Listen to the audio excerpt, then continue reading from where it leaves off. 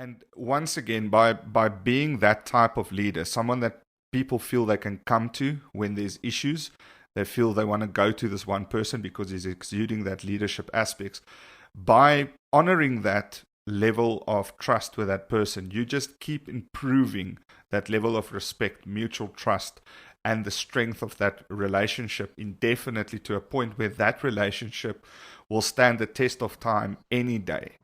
And that's basically how friendships end up lasting very, very long, and how families and marriages end up lasting very, very long as well. I've been wanting to cover this for such a long time, is how can I become a leader in my own personal life? Now that I know that there's a difference between someone taking charge and just dictating what needs to get done, right? And being a douchebag, let's just call it as it is, right? Versus someone who can be an inspiration, a mentor, helping those around you. And what are the benefits of that? And how can we achieve that? What does that look like? And that's what I really want to get into here today, Leon. Yeah, exactly. So as you mentioned, we've talked about leadership in the past and the way that I perceive leadership. And from now, for those of you that are maybe ranking towards leadership, or you're working towards leadership, a very nice place to actually practice leadership is in your personal life.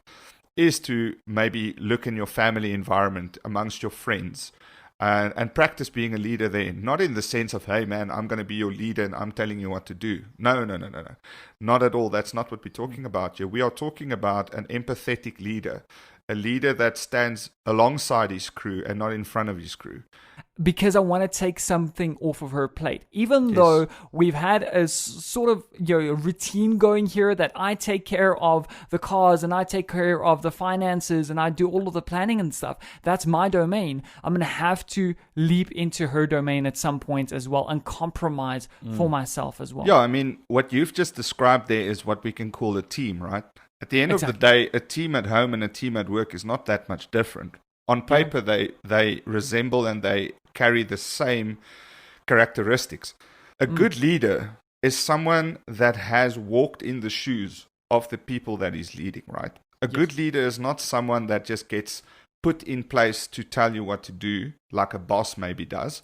So, for example, if you've got friends, family, kids, etc., you cannot really share empathy with them if you've not been where they've been. And in those cases, again, we come back to the team thing. Maybe you haven't been where they've been, but sharing just empathy and having them maybe sometimes educate and teach you about their experiences. Just because I've led 2 or 3 teams before doesn't mean I knew anything more than those guys or girls. Is that a leader doesn't wait for someone to ask for help. A leader sees when somebody needs help.